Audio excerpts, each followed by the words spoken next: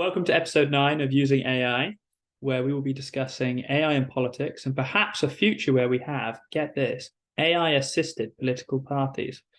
Oh, wait, we've already had that with Brexit and recent US elections, but we'll probably not go into that too much. I think what we mean to talk about is true AI political parties and AI politicians themselves.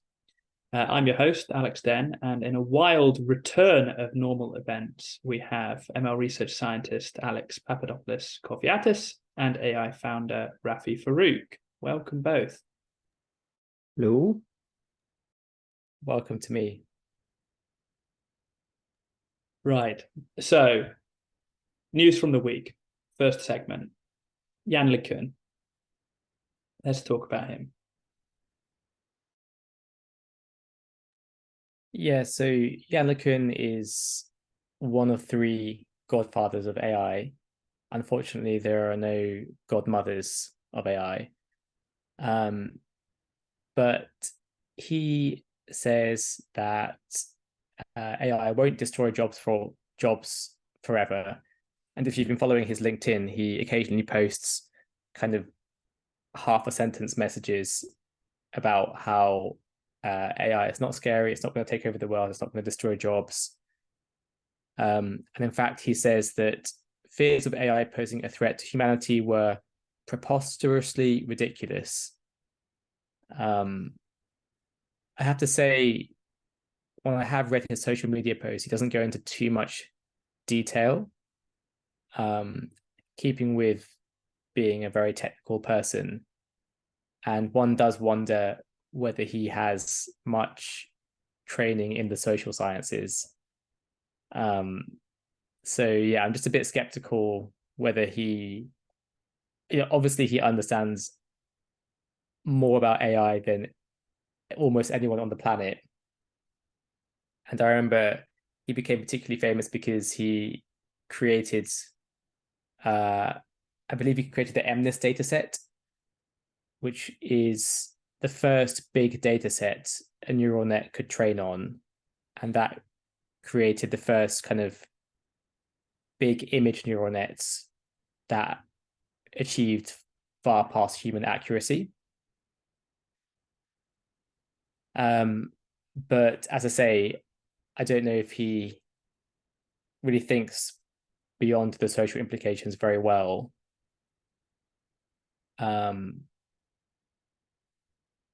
But he says that intelligent computers would create a new renaissance for humanity. What do you guys think? I think you're completely right that not just him, but also the other 2 godfathers that we talked about in previous episodes, they're experts in computer science. That does not mean that they're experts in trying to see how specific technology will change society, right? So whatever they say on that probably should be taken with a grain of salt. They might understand the capabilities of AI better than other people, but then thinking through the implications of those capabilities for human society, I'm sure there's people that have much better takes on that and a much better understanding. I did not know that the MNIST dataset was Yann LeCun's, though. That's the dataset of handwritten digits, right? Yeah, it was that point where neural nets were becoming big because of compute power, but there still wasn't big enough data sets at the time. And then I believe it was Yann LeCun in his department that just painstakingly created thousands and thousands and thousands of handwritten digits. And after that, these ML models, the convolutional nets at the time, were able to achieve ridiculously accurate performance. And that became a kind of gold standard to test and train models, basically. There's no way a machine would be able to understand my handwriting. Challenge accepted, Alex. Maybe MNIST leaderboard contenders now can understand your handwriting as well. Well, at least the numbers in your hand. Complete tangent, but it's always amazed me how much, you talk about fingerprinting in a digital sense, like you can identify someone based on, a handful of pieces of data that are, not perhaps unique to them, but when you overlap them all, it creates a digital fingerprint that allows you to be identified. Clickstream data, IP address, all these sorts of things. With criminology, there's a whole study, isn't there, into how you can identify based on handwriting. I just think that's going to get even cleverer and cleverer. With obviously with things like this being used to train models, there's an output that is, I can recognize this handwriting versus this handwriting. I think the real challenge is recognizing doctors' handwriting when they write prescriptions for you. He says painfully.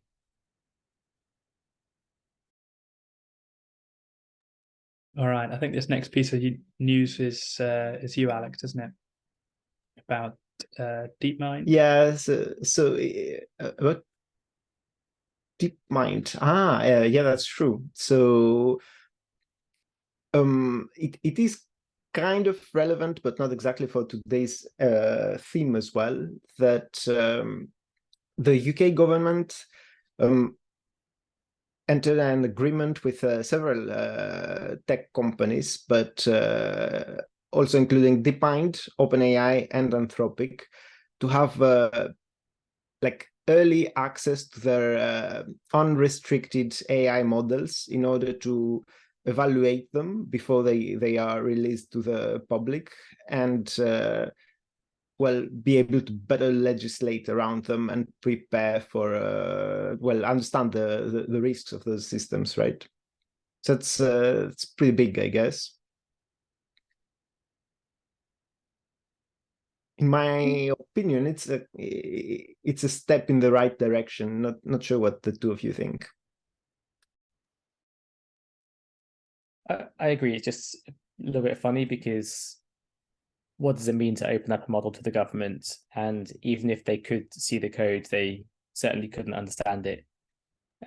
Well, not the code necessarily, but for example, at some point a few episodes ago, we talked about the Microsoft paper, the Sparks of AGI, right? So in order to write that paper, they had access to GPT-4 way before public access, and also to an unrestricted version of GPT-4 before it was constrained to be safer, to be to have less bias. So I assume that a similar kind of access will be given to the US, to the UK government and to other governments. So not access to the code itself, but access to the model so that the people can play with it and see what it can do, what it cannot do, and then figure out what's safe to do with it and what's not, and whether it's safe to release to the public, things like that.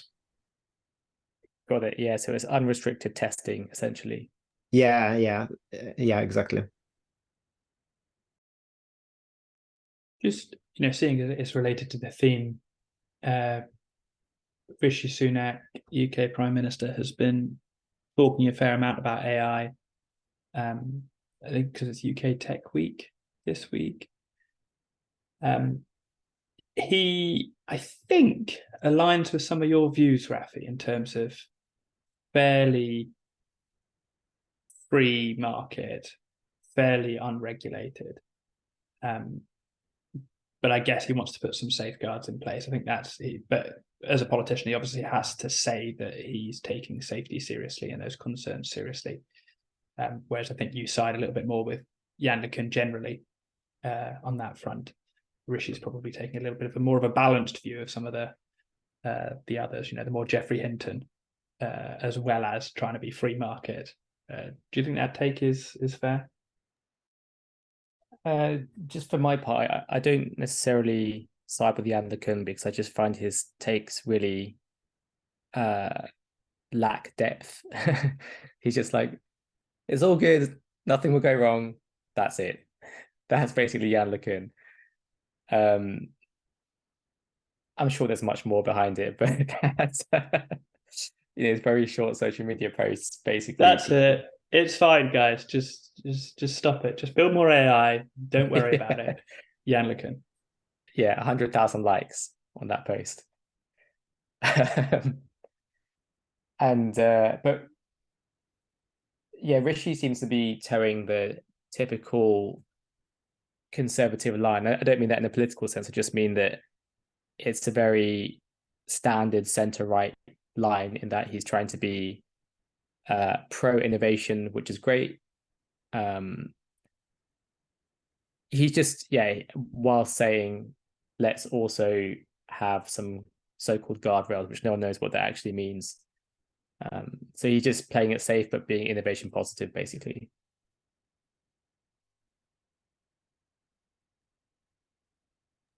And he said he wants the UK to become the AI's home for sort of safety regulation, the center for AI safety regulation. A new £100 million AI task force. They're also investing a lot of money in the culture sectors, specifically in terms of AI generated video and special effects. And so, there are some cool announcements, but announcements are very easy to make cool. It's delivering on them that's always the challenge, which I think probably sends us on quite nicely. Except for one update on OpenAI onto the theme. So this is more of a public service announcement, I suppose, on OpenAI. Yeah.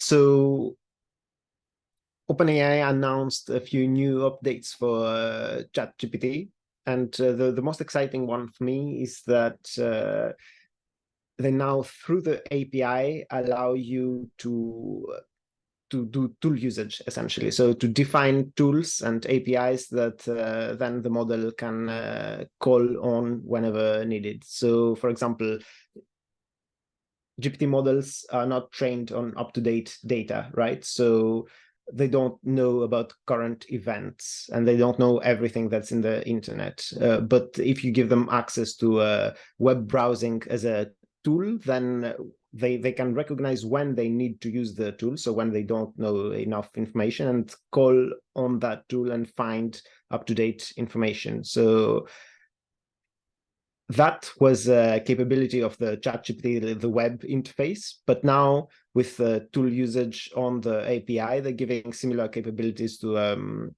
the API, which should be pretty cool for anyone building applications using that API. This was already something that was possible before, but now with this new OpenAI release, it's made easier. And then the models are fine-tuned on tool usage. So they should be better at recognizing when they need to use tools and when they don't. So it's pretty exciting for me, at least. There are some other interesting things as well. I was curious about your opinion of those, Alex P. One is the increase in context length for GPT 3.5 Turbo, which is now 16K rather than 4K. That could be good. It's just that I guess you found that 3.5 Turbo just isn't as accurate as 4. Yeah, 4 is quite a bit more accurate, but it is great that they're giving increased. I think they're allowing allowing access to both models. So there's a separate GPT 3.5 with the standard 4K context size, and now there's another one at double the price with 16K context size. But for specific applications such as reading long documents and answering questions on them, it's great that this is a possibility. Yeah. So I wonder if that 3.5 with a big context length would be more accurate than GPT-4 that has to loop through paragraphs, but maybe that's a topic for Could be. Yeah. The other thing that's interesting is they say all of these models come with the same data privacy and security guarantees we introduced on March 1st. Customers own all outputs generated from their requests, and their API data will not be used for training, which is interesting. That's been the case since March, but it's very good for anyone building things, right? Because Otherwise, you have the worry that you're giving out your proprietary data to OpenAI. So I have a theory on this, and I want to know whether this is nonsense. Is it possible that one of the reasons why they're so happy doing this is that actually using the data of users isn't that useful in their case? The data that they're able to, go out and get is more valuable as training data than compared to the current sort of input-output data that people are using the API for at such a massive scale in such a broad range of contexts that, if what we believe to be true about, GPT-4, GPT 3.5 is that obviously it's very clever, but it does a great job at providing a bit of a median answer, which, I think we've discussed, and I know that's simplistic, but let's just go with that. Then unless the input itself is adding something to the model, then the output isn't particularly helpful for training. So then if we're just looking at the input data, what input data would actually be really useful for training? And whereas with the internet, you have citations, backlinks, authority, domains, ways to grasp what is useful, what isn't. I would imagine the input data for these models, if you were using all the prompts that people are putting into GPT-4 to train, surely most of it is noise.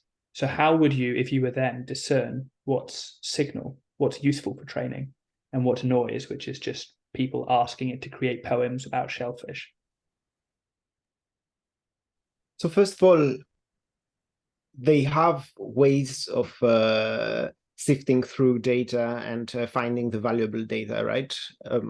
And that's what they do. They don't train it on the whole internet, right? So usually what happens now is that they train large foundation models on cleaned up versions of whole internet datasets. So I'm pretty sure that they have pretty good heuristics about what is good quality data and what is not. And at the same time, yeah, maybe all of those queries about write me a song and whatever are not very useful, but API usage will also apply to huge proprietary data sets. Like, for example, I don't think this is happening and I don't think this is okay to do yet, but if a medical company wants to use GPT-4 to summarize patient-doctor encounters, then they need to be sending all of those transcribed encounters to OpenAI, and that is a massively valuable dataset that you can just not get in the open internet. So imagine thousands or tens of thousands of transcripts of doctor-patient conversations. And that applies to all other industries as well that have proprietary data that are not exposed to the internet. So that would be a massive win for OpenAI if they could use that data for training the model. At the same time, it would also mean that if they did not have this kind of data waiver, companies using that kind of data would just not use OpenAI. So yeah, I understand the waiver. I think it makes sense that they say we won't train on this data. But I do wonder whether there has been, examples of performance gains because of input data being used to retrain the model of like foundation models, right? Of where you have those emergent broad capabilities rather than, a specific or a fine-tuned model for a specific use case where obviously the training data is incredibly important.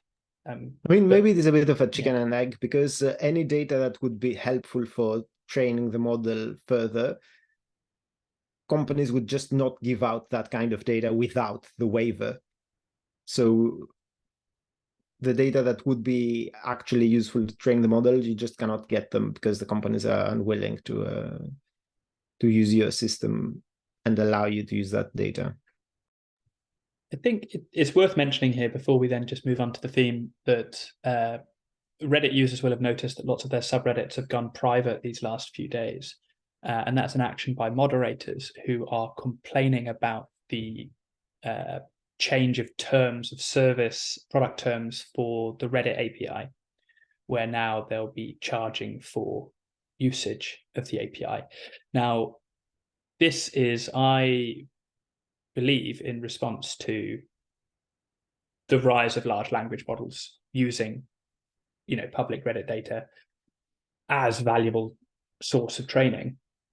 But what people are particularly upset about is the fact that this means that the free versions of like Reddit's apps, right, like Boost and various things, won't be able to use it. So the overall price of data is going up, and it's going to push out free usages of that data. And I just think it's a really interesting, it's a good example of what might be an unintended consequence of new technology emerging. And it's always interesting to see what is valuable data and how much apps value their data. And I think being able to make a serious profit off of your data in the sort of API centered training is going to be a really interesting business model that will come out of this.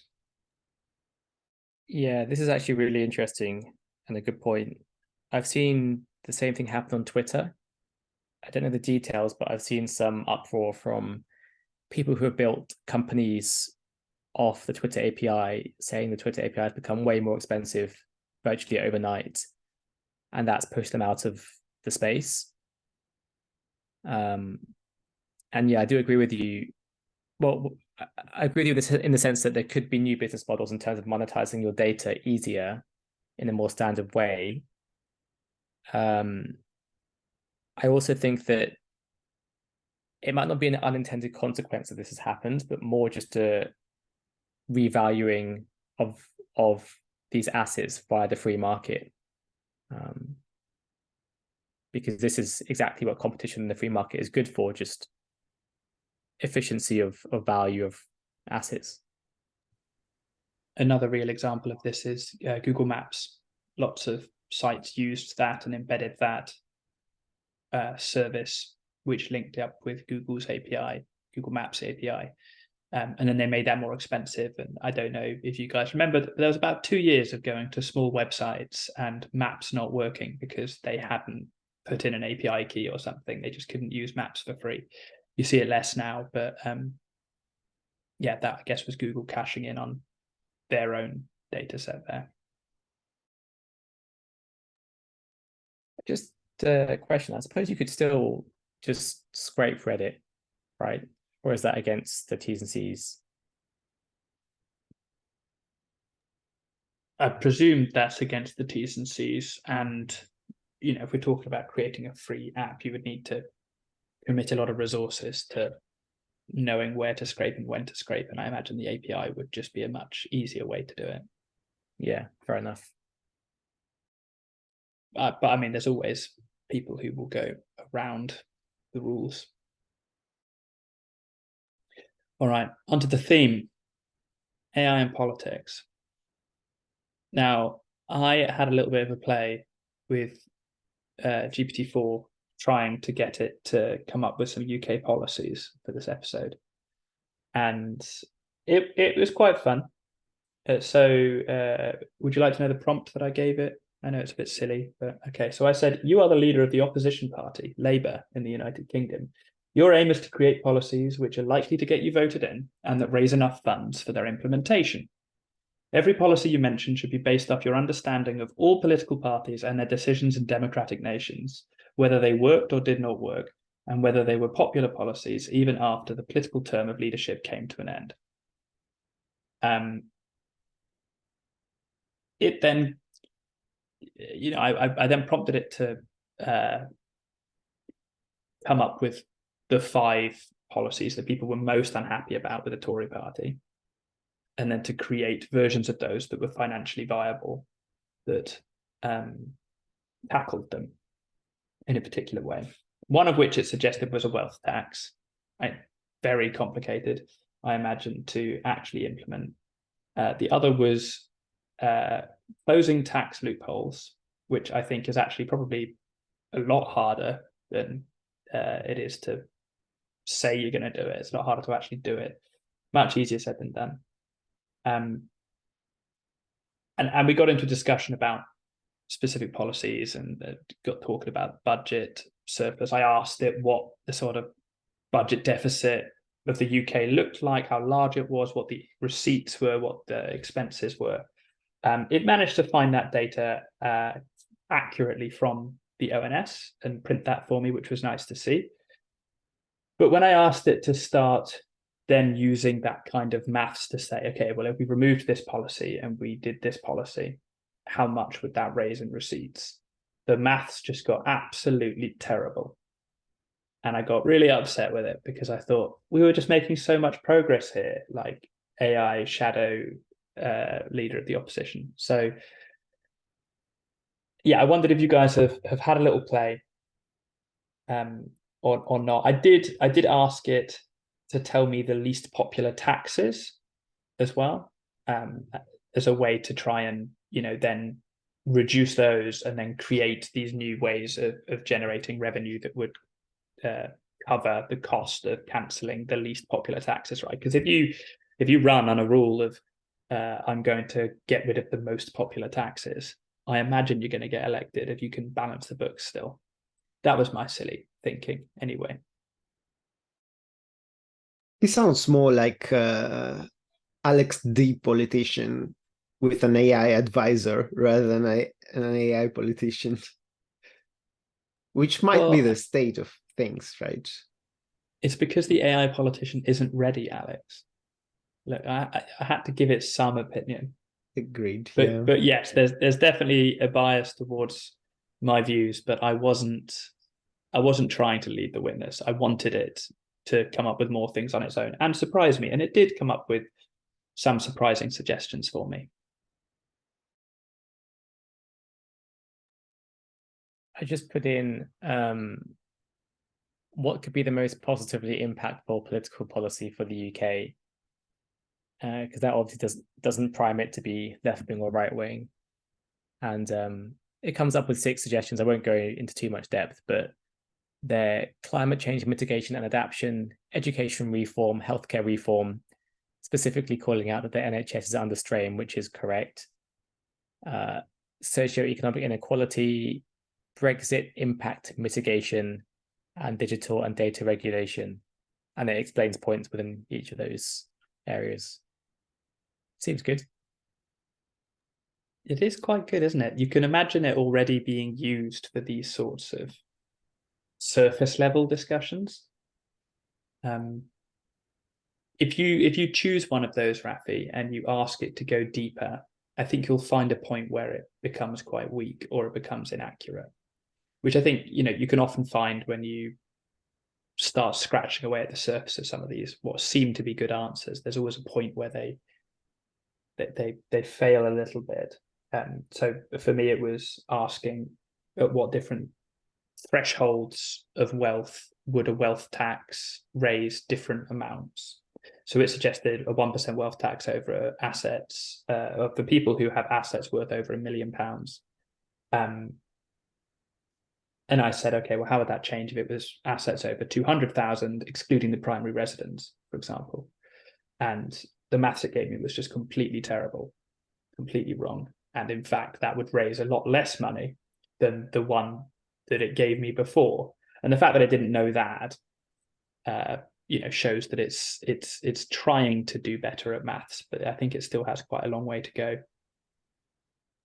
So there's a way for it to do better at maths and do better at all of those kinds of data analysis questions, and it's to combine to ask it to write code to do those things, essentially. So combine the large language model with a code interpreter.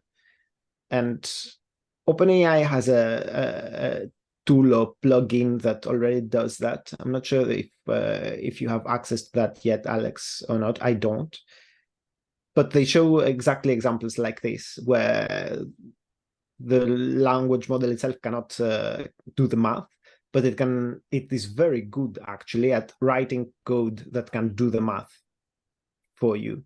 So if we want to use LLMs as a data analysis tool as part of an AI politician, then that would be the way. So maybe the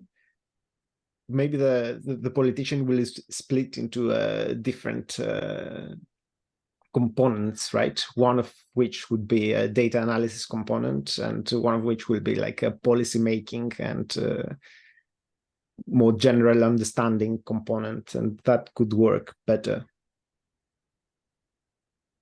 I guess that current politicians are probably not great at math either. I'm not sure they have analysts for all of those jobs.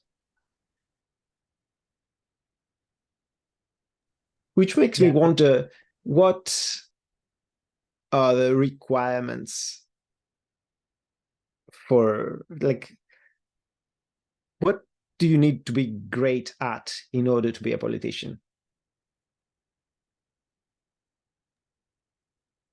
Lies and manipulation. Yeah, but that in a way is a side effect of well, I want to say politics, but yeah, of the politics of politics, right? Of how to get elected and how to get other people to agree with you. But imagine that you had, like, you were I don't know, a monarch of some sort with absolute decision powers. What would you need to make the best kinds of decisions for your nation if the politics of politics is taken away? Have you read Plato's Republic? No, I have not. That basically addresses this question. He comes up with the idea of philosopher kings or queens, and he creates his idea of the perfect ruler with the perfect traits and everything. Yeah, and in short, it's kind of like a philosopher queen or king. Is it something that could be referred to as a benign dictator? Maybe. I think the word dictator is confusing and potentially misleading, because there's kind of a Platonic definition of it, which could be just one person with absolute power, and then there's a kind of negative political definition of it, which is the abuse of that power. So I guess it depends which one of those you mean. Because you may argue, for example, Singapore have a dictatorship, even though it's supposed to be a democracy, but it's kind of not really. But if we are to say it has a dictatorship, you may also argue that the country is run extremely well. You know, the streets are super clean, there's very low crime, healthcare is excellent, education's excellent, great job opportunities. So in that case, that's like a dictatorship that runs well. So then, is our dictatorships bad intrinsically or not? So I've gone on a deep political, philosophical discussion here, but yeah, I'll stop there.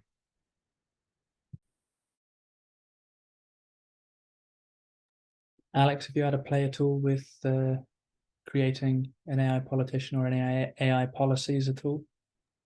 No, I haven't. I'm curious to do that now, but I haven't. Would you vote for an AI politician? Do you think an AI politician would or could be created that meets the traits of Plato's Republic, Rafie? Yeah, well, I think this is the interesting discussion that came up from our previous podcast, which is, at first we were saying, oh, if there's an AI government, that would be scary. And then the second thought was, actually, it might be way better than what we have now across the world. And so, you know, what GPT is currently doing is taking the average of the internet, the average of consciousness. And nowadays it's not quite the average, because you have, you know, human labelers that poke it in a certain direction, that direction being a bit more professional and nicer and more polite than the average human. So what you're already seeing is these foundation models being pointed towards a certain type of human personality, that being the average but slightly better. or more polite. And so would that be better in government than someone like Putin or Trump?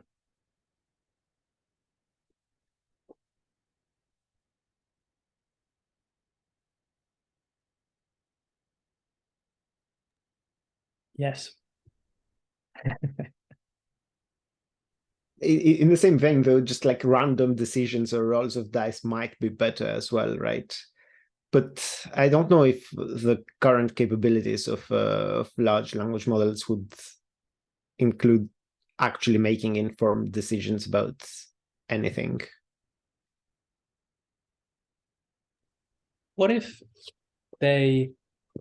So I can't remember exactly what happened, but after the 2008 financial crisis, Iceland, a country who had been heavily reliant on financial services, went into a bit of a deep recession. And they ended up, I think their politics was in disarray for whatever reason. And one of their solutions was to effectively get a representative group of something like 500 people together in the town hall in Reykjavik, the capital, and they would all... I'm bastardizing the story a little bit, but it's worth checking. I haven't thought about it for a while.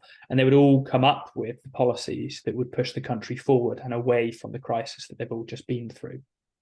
And so that's sort of like group democracy, rather than doing, referendums at the scale that we did with Brexit, is more of a, active participation of a large group.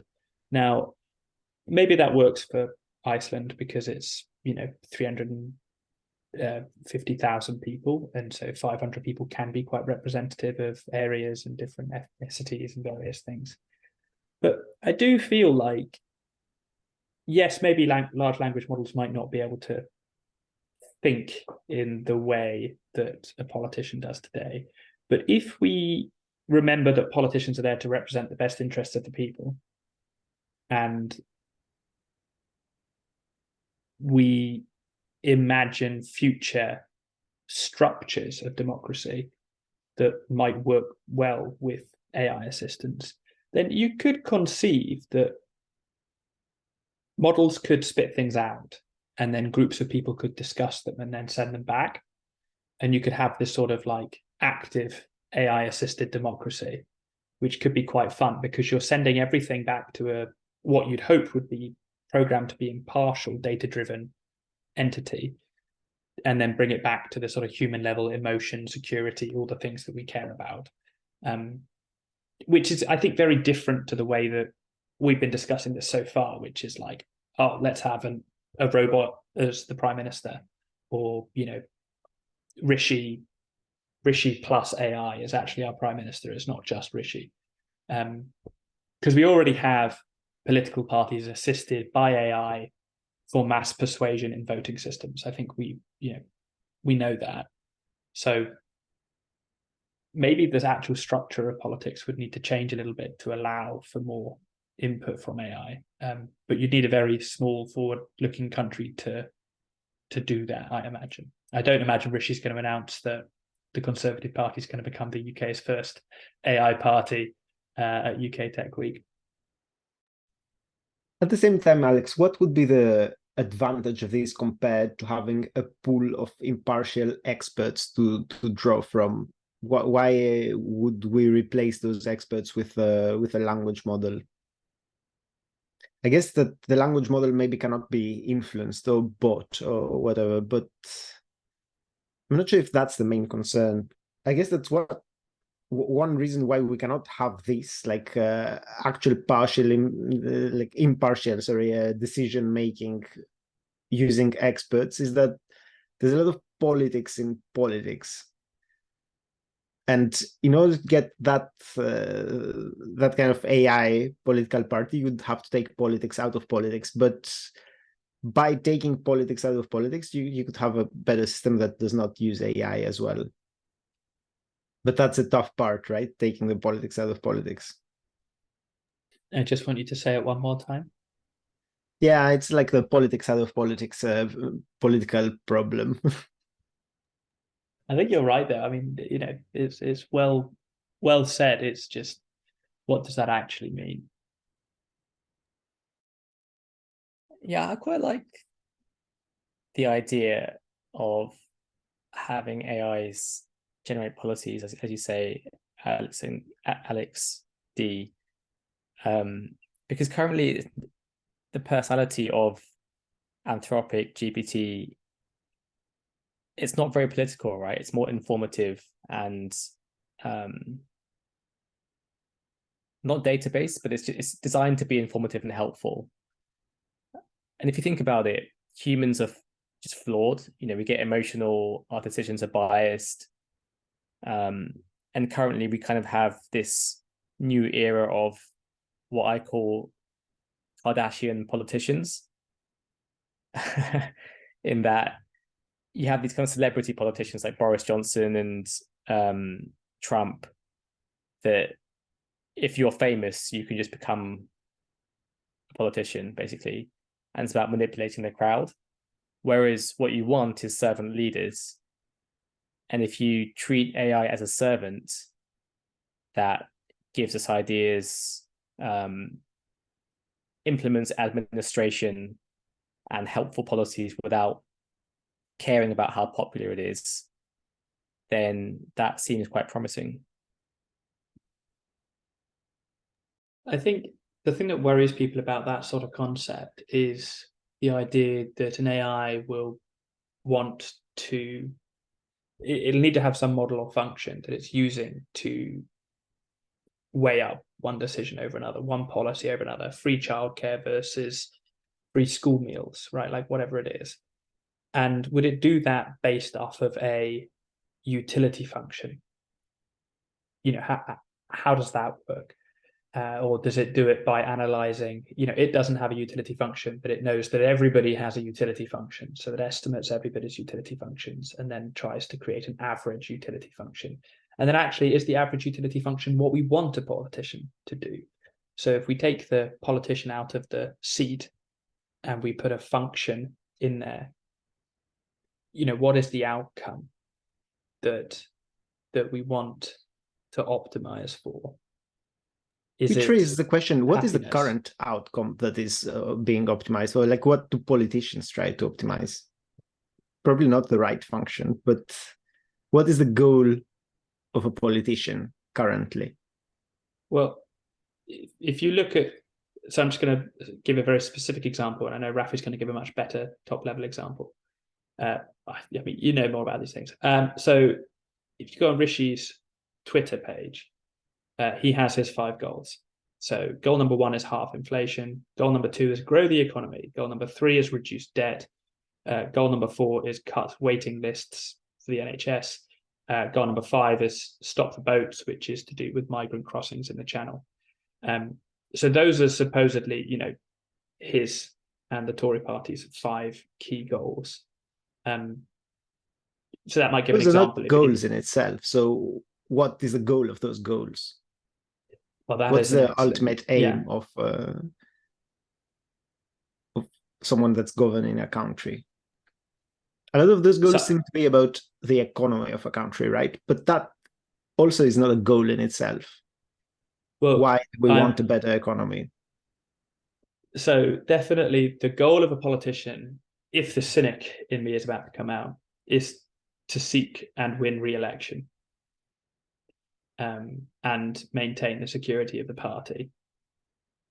Which is the politics in politics that they keep mentioning, I guess.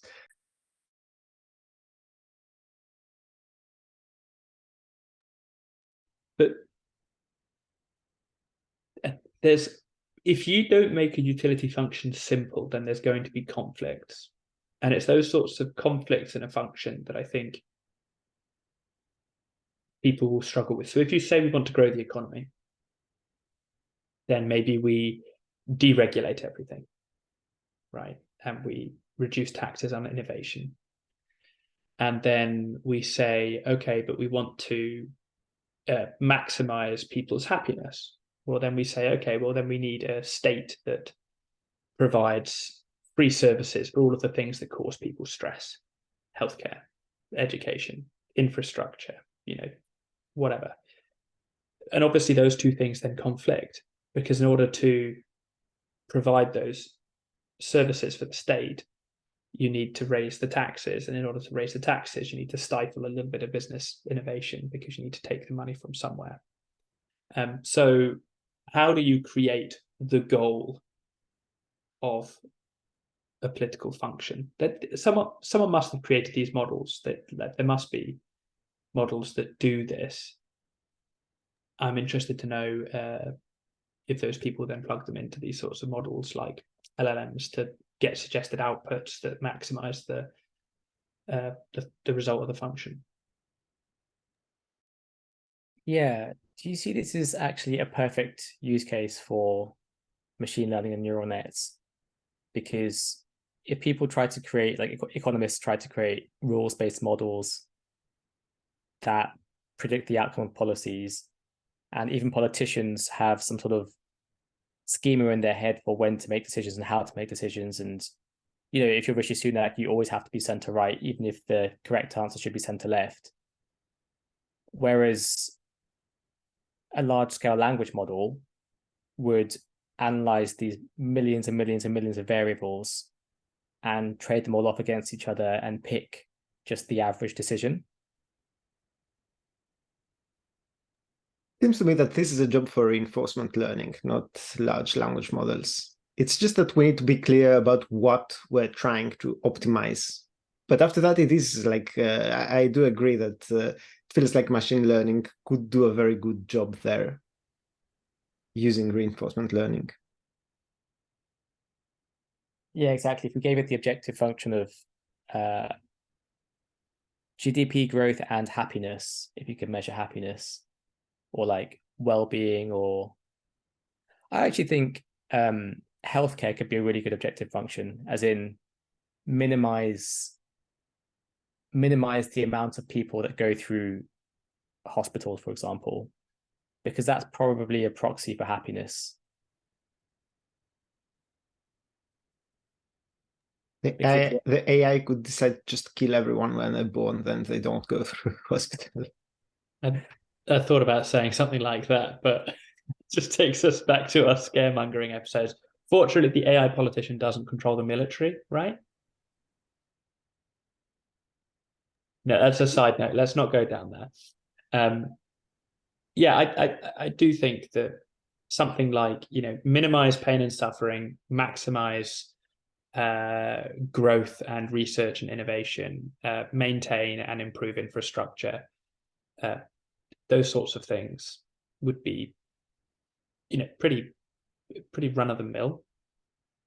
But it's hard though. It's very hard to pick the right thing there, because minimize unhappiness could just mean that everyone's just drugged all the time, right? I love Alex B coming up with these crazy but very valid counterexamples. I feel like, Alex, the counterexamples, the edge cases that you're giving are examples from a very poorly trained model. We're not going to send everyone painkillers in the post every day just to minimize suffering. I mean, it could be though. So if that's what the model is trying to maximize, but it just is like that we haven't picked the right thing to maximize, right? But how about like maximize the long-term health of individuals?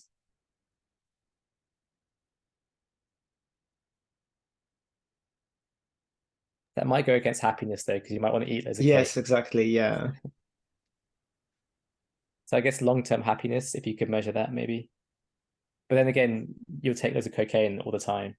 So maybe it's health and happiness. It depends though on the definition of happiness. This reminds me of this book that all of us, I think, are reading for Genie Book Club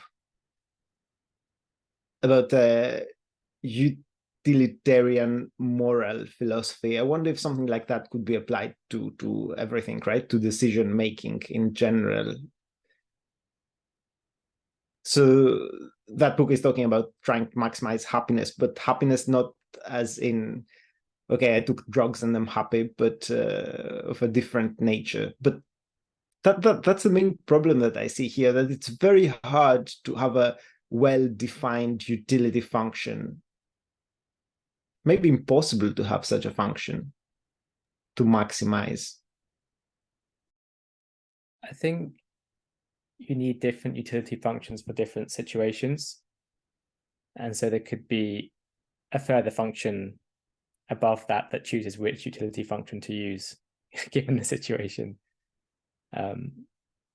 But at worst, such a model could still just be pick the average decision, which would be better than most politicians in most cases.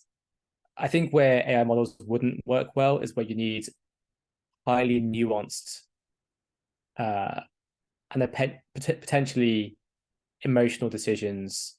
For example, the Cold War, where you really need to exercise human judgment in novel cases.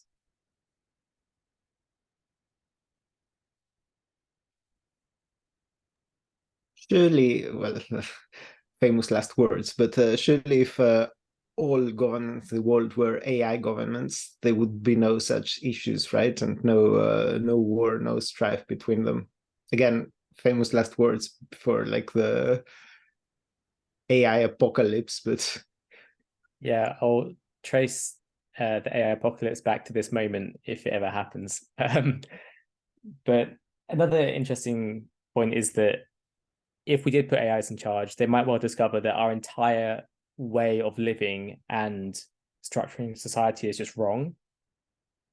For example, what if they just said, okay, delete all companies and grow your own food and play and sing and dance and be happy? Because people who live on small holdings always represent the highest happiness or something like that. Yeah, or like, there's all the people often talk about people who get really wealthy are not much happier. I don't know the stats behind that. There's just a claim. I feel that my job today is to provide counter examples. So here's my counter example for that. So that does not include technological progress. And imagine that maybe in 100 years, there's an asteroid coming towards Earth that will just destroy everyone unless we've made the technological advances that we need to be able to ward that off, right? So that's short-term maximizing happiness, but then not protecting us from catastrophic events. So maybe technological advance also should be one of the functions, one of the utility functions there. Technological advance may mean the end of biological life. Oh no, this is this is taking a dark turn. Yeah, that is kind of scary though. I think if we let a big asteroid destroy the Earth, then it's all good because it'll be dead anyway. So one thing I'd like to mention is that actually this idea isn't very novel. It has been done. In fact, the chatbot Alice or Alisa was nominated against Vladimir Putin for the 2018 presidential election. And apparently tens of thousands of Russians were a big fan of this. I mean, some of them actually did have very scary conversations with it where they said, are there some non-Russians in Russia? And the AI goes, yes. Should they be shot? And the AI says yes. And then Yandex, which is like Russia's version of Google, had to profusely apologize and say that's not what it should have done. Just an example of, perhaps biased or not safeguarded responses. It lost to Putin, but it did actually get some votes. Sam was created in New Zealand by a Kiwi entrepreneur. And the idea was to create an AI that represented the views and wants of people. And it was linked to social media so that people could immediately sort of chat with it and and it could address their concerns in real time, right? Because that is obviously one thing, right? With a politician, we can't all go and have a sit down with Rishi Sunak and tell him our pains. You go to your representative, and then if you're, and then it escalates. But with an AI, actually, you do have a one-to-many facilitation where you can all have an ongoing conversation with your country leader, which is actually quite an interesting idea. One final thing is, in 2019, the Center for the Governance of Change at a university in Madrid, i.e. university, found in a survey that a quarter of Europeans would want AI politicians in some capacity. They say that this was around what was happening with Brexit at the time, saying that this caused a growing mistrust that citizens feel towards governments and politicians. So I do think that mistrust in humans will, push changes in this sort of trust of data-driven, trust of systems, trust of I can tell you what I want and you can come right back to me, that rather than just a sort of a faceless fluff spouting politician on the TV. So I think it is very interesting to see that there have been different examples. There is actually a synthetic party in Denmark as well. And Leder Lars ran in the 2022 Danish parliamentary election. And it didn't pretend to be an objective candidate. So obviously you can create opinionated AIs that can run. But I hadn't come across those examples until doing the research for this episode. And it's quite fun to see that people are actively trying to do this. Yeah, very interesting and quite cool, actually. I enjoyed the New Zealand example of creating an AI that represents the people's views. Obviously, different people have different views, but yeah.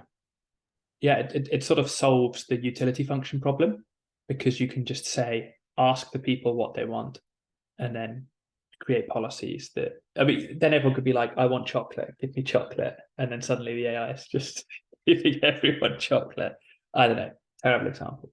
Anyway, any final thoughts on politicians using AI? I actually have a little audio track I'd like to try and share, just to move us towards crazy things from the week and closing off this episode. Just one more quick one for me is, we haven't talked much about the efficiency benefits. Government is notoriously inefficient, and I've got many friends in the civil service who would certainly attest to that. If we could just get decisions and policies made virtually instantly, it could really change the whole country. I think efficiency gains are huge. In terms of largest expenditure items, I thought, it doesn't actually quite come up. But I mean, it's got to be, we're talking tens of billions that we must spend on civil service each year. And that's a lot of efficiency gains. Not that we're saying we want to automate the entire civil service, just to state, but you all should be using AI assistants to help you do your jobs faster. I've got friends in the civil service who have been asked to, usually they have like months to do analysis of certain policies that might come in. But when Rishi was coming in, apparently they were just like, can you just tell us about all of these policies? And they were like, oh my God, that's so many. Yeah, by next week. And they're like, oh my word. Could you have given us a bit more time to figure out the actual numbers? I think that sort of thing happens really often. And then obviously you end up with slightly stunted decisions that were made in a rush based on like this person's data, who reported to this person, who reported to this person, who then handed it off to the Prime Minister. And the Prime Minister then says something on telly, and then the public is like, what? No, that's ridiculous. And then they're like, oh, okay, why did you say that? Why did you say that? Why did you say that? And it's like, well, you told me I only had to do it by the end of the day. I only had 2 hours to do it, and I'm feeling ill today. And it all, tracks back. With an AI, you don't end up with those sorts of inefficiencies and strange human chains of flawed humans. Totally agree. All right. I'm going to try. I don't know if this is going to work. I'm going to try sharing my screen. and I hope this works. Okay, so I have made a song. You ready? Give me a thumbs up if you can hear it. This is fully AI generated. I gave it 2 sentences and I asked it to create a pop song about politicians using AI.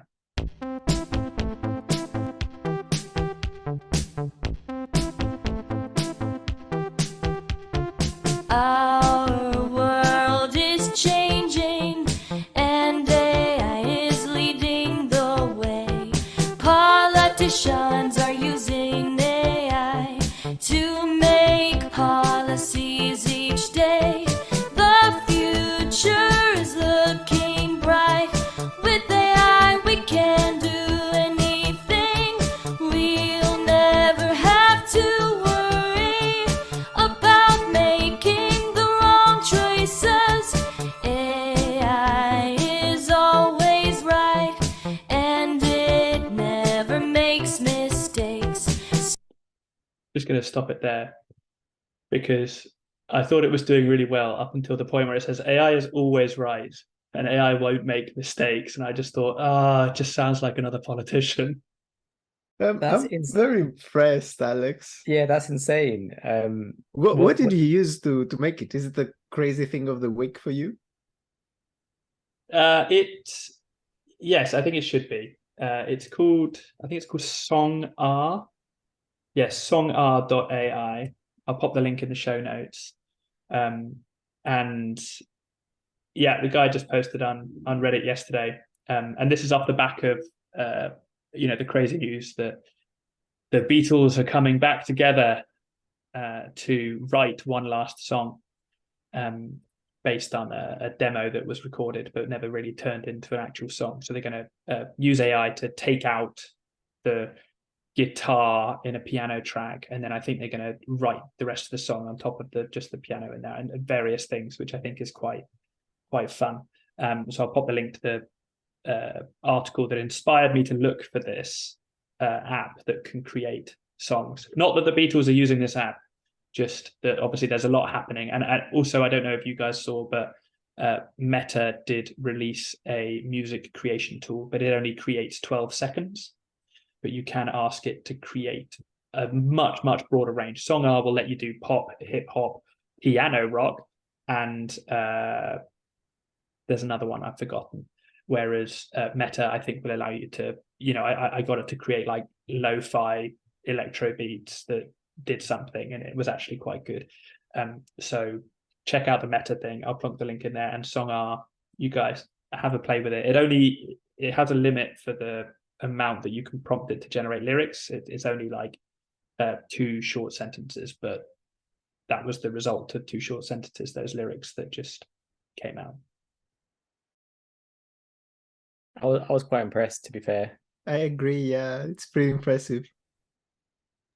I think as well, the way that someone's done this is they're obviously using a large language model to generate the lyrics from the prompt, and then they're using I think it's an open source AI voice tool.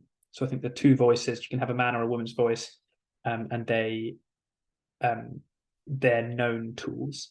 And then I guess the beats it's getting from somewhere else. So it's effectively bringing all 3 of them together in quite a clever way. So, a little bit of music's iPhone moment, perhaps. Yeah, I've been talking about fully AI generated music with my music friends for a long time. I think it's quite an easy problem, actually. I don't think it's a difficult generative problem because music is very rhythmic and has patterns that can be replicated. But yeah, I guess it's a topic for another day as to how far it replaces musicians.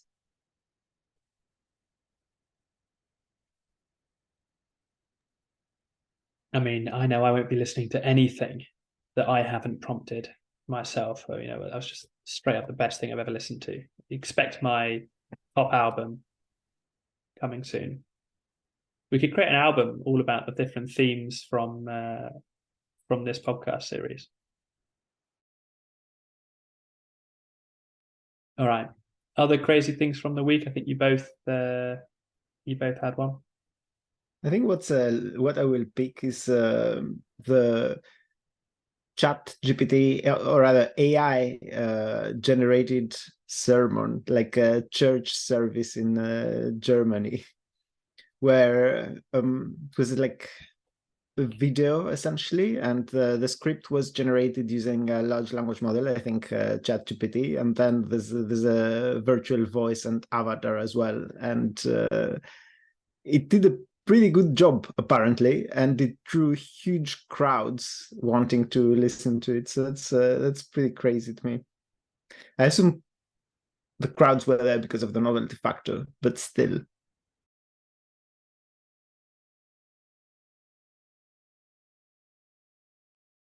AI personalized religions coming soon. This is just it training to try and become alpha persuasion, I'm sure. Did it really draw a large crowd? I'm fascinated by that. Apparently, yeah. There were like queues and people waiting outside the church to get their chance to go in and listen, and things like that. They did say it was a bit bumpy.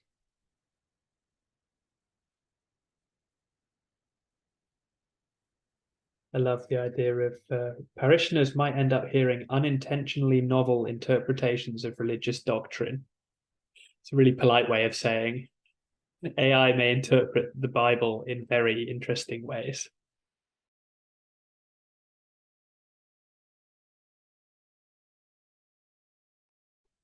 That's a great piece of news, though. I did have one, or is this one your one, Rafie, about the startup in France from the old DeepMind and Meta founders? Sure, yeah. So Mistral AI raised $113 million seed round at a valuation of $260 million.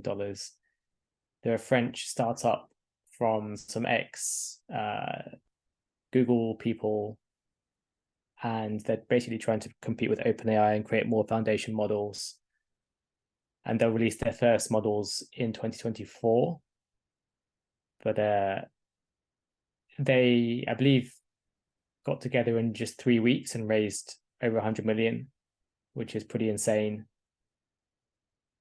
So there's obviously no product as well. They haven't even said what they're doing. They're just like, OpenAI isn't open, and we're going to do better, and we're French, and we're brilliant. And sure, no, here, have 113 million euros. Yeah, it's funny. I forget the name now. The company I sent you, Alex P, recently from UCL. They also raised over 100 million, and they're just doing the same thing again, like OpenAI. It looks like if you just redo OpenAI, you can just raise 100 million.